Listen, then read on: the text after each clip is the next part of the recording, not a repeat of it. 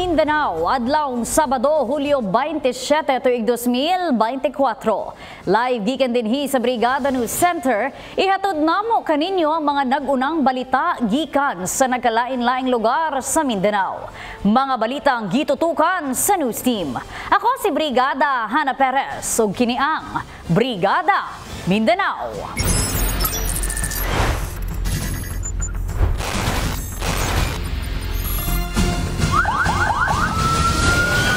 Mas palauman pa sa Kapulan.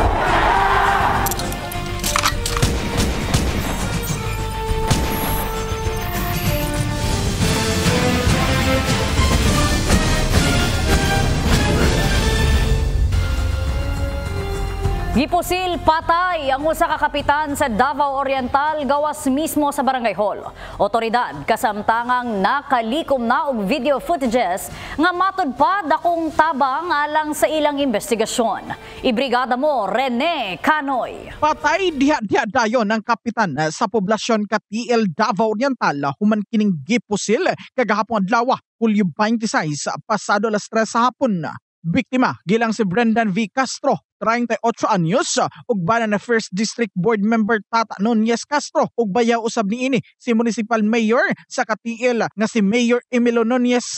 Si Castro mausab ang presidente sa Liga ng mga Barangay sa maong munisipyo. Nasayran nga gipusil mismo gawas sa ilang barangay hall ang biktima hinungdan sa iyang hinanaling kamatayon.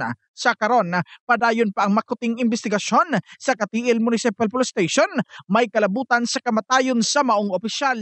Mao pagawas niya ma'am sa mga bandang alas 2:55 sa hapon ma'am. Ni gawas siya gikan sa sayang opisina sa Barangay Hall. Nga ni kuan siya sa iyang likod sa iyang sakyanan, ni tindog siya kay murag something na siya murag moabri siya sa iyang kuan tailgate sa iyang sakyanan sa pick up. So ni-appear lagi tang kuan gunman sa likod nga with body nga driver nga nakasakay og itom nga motor. Di-start nga motor. Motor gipusil siya. Ang na-recover namo nga kuan pito ka kuan fired cartridges nga isa ka one fired bullet or slug. Mga dagan siya mga tama pa left arm.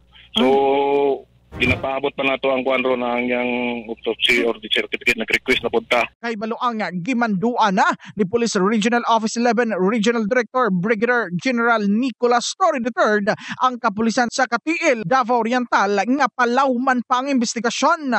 Sa karon, doon na mga video footage nga nakuha ang otoridad nga makatabang sa investigasyon na samtang padayon pagpakailap og dugang impormasyon ang kapulisan sa posibleng motibo sa nagpaluyo sa maong krimen.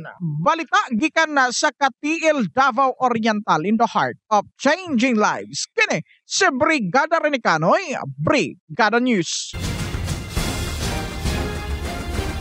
Patay ang usa ka senior citizen human aksidenteng nabangga ang gisakyang motor sa nakaparadang trailer truck. Kapulisan, aminadong nahimong problema ang mga gapark nga dagkong truck daplin sa highway.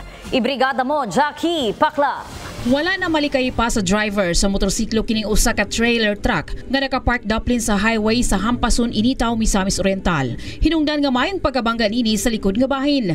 Gideklarang dead on arrival sa Initaw Provincial Hospital ang biktimang si Henry Lopez Bantilan, 63 anyos, taga Purok 2 sa Tubigan, Initaw, Misamis Oriental. Samtang sa maron usab ang angkas nga asawang si Eli Bantilan, 58 anyos. Sa investigasyon sa Initaw Municipal Police Station, alas 8 kagabi diyang miagi ang mga biktima sa naisgutang lugar apan tungod sa kangit-ngit sa dalan. Posibleng wala matud pa nabantay sa driver ang truck og mibangga kini. Walay suot nga helmet ang driver ug asawa nini hinungdan nga mayong pagkabunal sa ulong bahin sa biktima nga miresulta sa hinanaling kamatayon. Ma'am, dyan na ang concern na mo diri sa Initaw, ma'am. Kinay mga truck diri, ma'am, nga gikan bitaw sa lain nga area, ma'am. Sa lagyo nga lugar, mag-park ra magud sila, ma'am. Bisan kuan kanang labon na sangit-ngit nga lugar. Bisan sao na mo kanang kuan, ma'am, kanang paglong bitaw sila, ma'am. Nadji uban nga gayog ulo, ma'am. Kanang magrubing ni bisan sa mot nakadlawon, ma'am. Dagan jud kay na sila ga park. Samtang anda matod pang mubayad sa damyos ang kumpanya sa truck o gihulat na lang ang pamilya sa mga biktima nga makatunga sa buhatan sa Initaw Municipal Police Station. Balita gikan sa Cagayan de Oro City in the heart of changing lives, kini si Brigada Jackie Paklar, Brigada News. Mikabot sa 700 ka mga individual ang nawadan og panimalay. Human ang nahitabong dakong sunog sa Kalye Punta, Barangay Camino Nuevo, Zamboanga City. Alang sa dugang detalye, ibrigada mo Marco Polo Muta.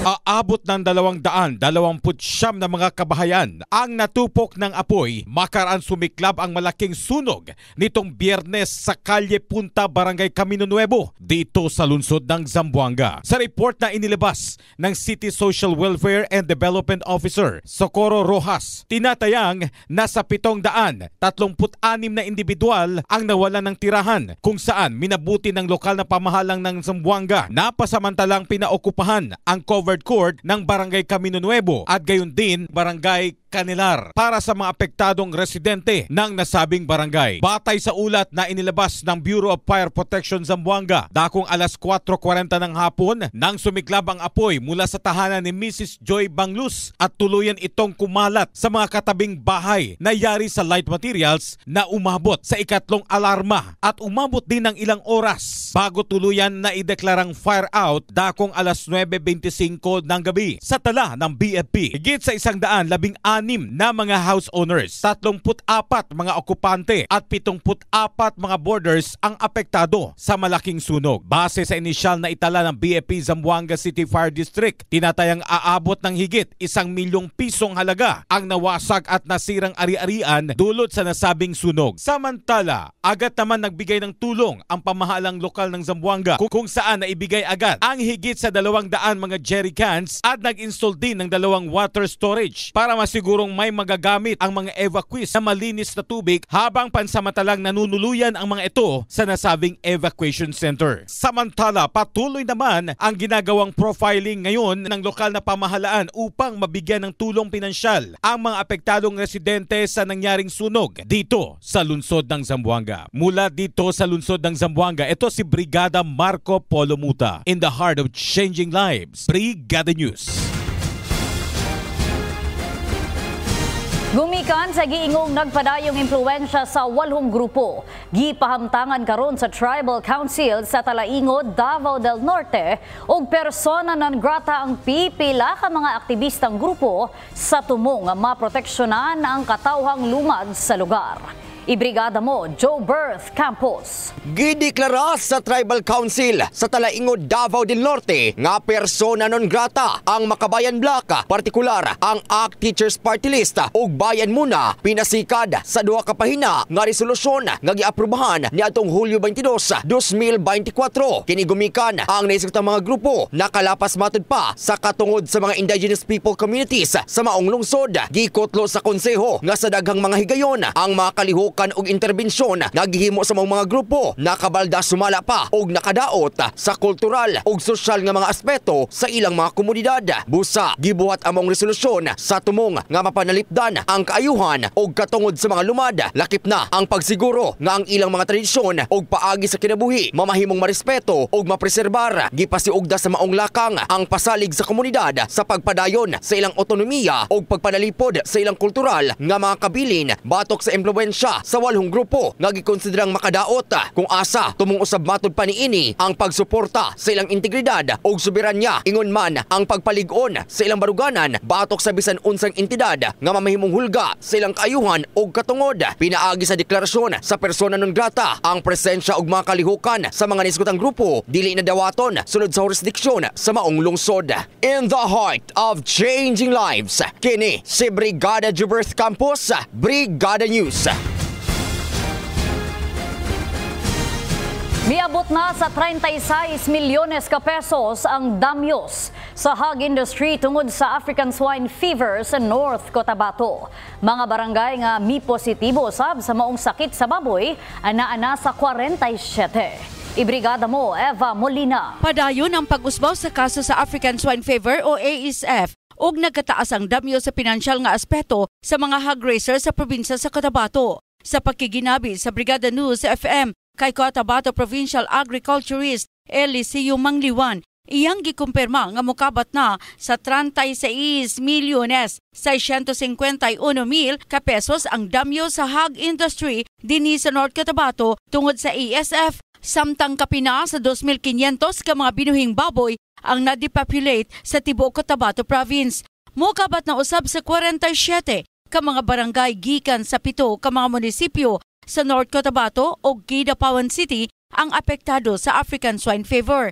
Kini human nga aduna na usay nadugang nga duha ka mga barangay nga nagpositibo sa ASF ang mga baboy sa report sa Office of the Provincial Veterinarian kon OFVET. Ang laing duha ka mga barangay nga nadugang sa listahan sa ASF positive mao ang Barangay New Kulasi, Pigkawayan, Cotabato ug ang Barangay Santo Niño dinhi sa Kidapawan City. Tungod niini, dinhi sa Kidapawan City, 5 na ang positibo sa ASF nga mao ang mga barangay Singaw, Poblasyon, Sumbak, Kalaisan ug ang Barangay Santo Niño. Samtang sa lungsod sa Antipas, 11 ka mga barangay ang apektado, 11 na usab sa Pigkawayan, apil ang Barangay New Kulasi, 13 sa Makilala, Cotabato, 2 sa Matalam, Cotabato nga mao ang Barangay Santa Maria ug Barangay Sarayan, usa sa tulunan nga mao ang Barangay New Caridad, 3 sa President Rojas nga mao ang Barangay Poblasyon, Idauman ug Kamasi ug usa sa Mlang nga mao ang Barangay Pulang Lupa. Tambag sa tanan, sundon ang mga protocols, dili magpalusot og karne sa baboy, hilabi na kung gikan sa mga barangay nga positibo sa ASF. Report gikan sa Cotabato Province. Ako si Brigada Eva Buhayan Molina. In the heart of changing lives, Brigada News.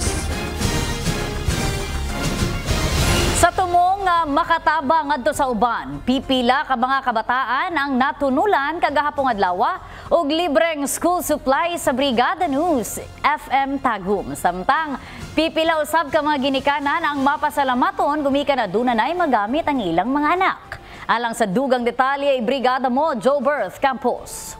Mga maanindot nga pahiyom ang tataw nga makita sa panagway sa pipila ka mga kabataan o ginikanan human sila makadawat sa gipanghatag nga school supplies. Nahitabo ang pagpanghatag sa diyang giagto sa Brigada News FM Tagum ang Magugpo Pilot Central Elementary School sa Tagum City kagahapong adlaw. Ang maong mga school supplies gilangkuban sa mga notebook, construction paper, ballpen, lapis, crayola, papel, glue, tahal, ruler, eraser ug ang mismong bag nga mahimo gayud nga magamit sa mga estudyante.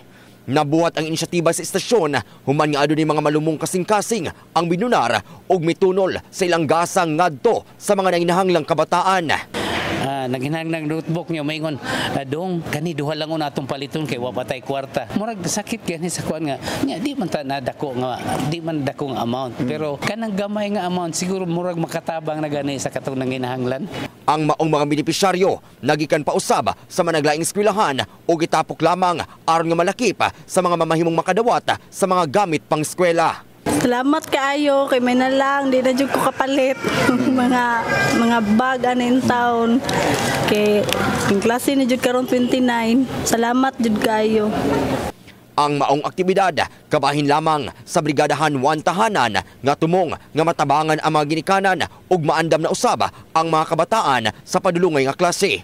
Gumikan sagad kanila ang giingong wala gay katakos nga makapalit og igong gamit. Gani labing ikalipay usab sa pipila ka mga magtutudlo ang gihimong kalihukan. Dako jud kayo og factor na affecting the economic condition sa ato ang mga ginikanan labi na karon kaning mga recipient karon. So ako mapasalamaton jud kaayo ni ining Brigada 97.5 nga isa nga nag-sponsor diri karon donor sa mga school supplies. At least we are really banking of the stakeholders who will be in good support to our school MPCS Magugpo Pilot Central Elementary School. Sa karon, padayon pa ang panawagan sa Brigada News FM Tagum ngadto sa mga buot modunar nga mahimong makikoordinar lamang sa Sibyaanan. In the heart of changing lives, kini si Brigada Juberth Campos, Brigada News.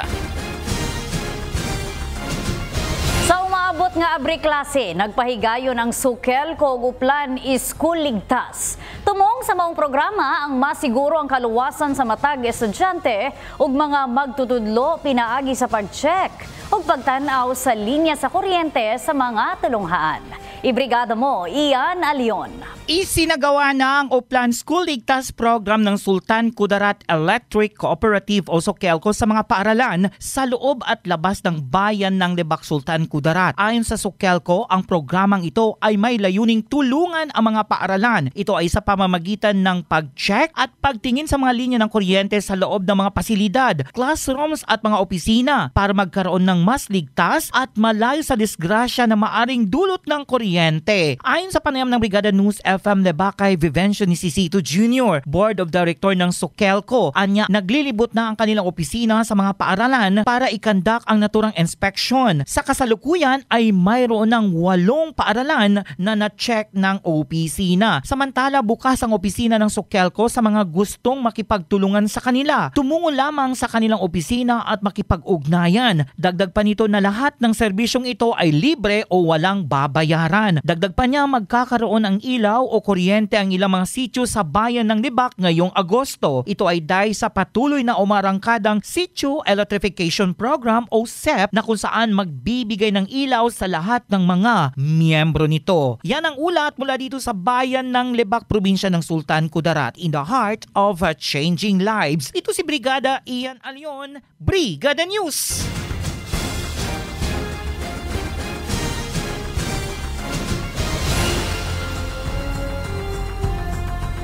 Padayon gihapon sa pagdawat ang Kabrigada Foundation Incorporated alang adto sa mga kabrigada nato nga nanginahanglan og hinabang. Alang sa cash donations, mamahimo kining ipadala sa Kabrigada Foundation Incorporated Security Bank account number nga makita karon sa inyong mga TV screens. Alang sa in-kind donations, ipadala kini sa Brigada Complex nga nahimutang sa NLSA Road, Barangay San Isidro, General Santos City. Ug sa mga gustong mahimong brigada volunteer, pwede pod kamong modangop dinhi sa estasyon ug magpalista. Mao kana ang naglangkob nga mga balita sulod sa 20 minutos nga nakalap sa atong mga kabrigada gikan sa nagkadaing lugar sa Mindanao. Mga balitang 24 oras nga gironda sa atong mga kabrigada. Sa makausap pa, ako si Brigada Hannah Perez in the heart of changing lives. Ug kini ang Brigada Mindanao.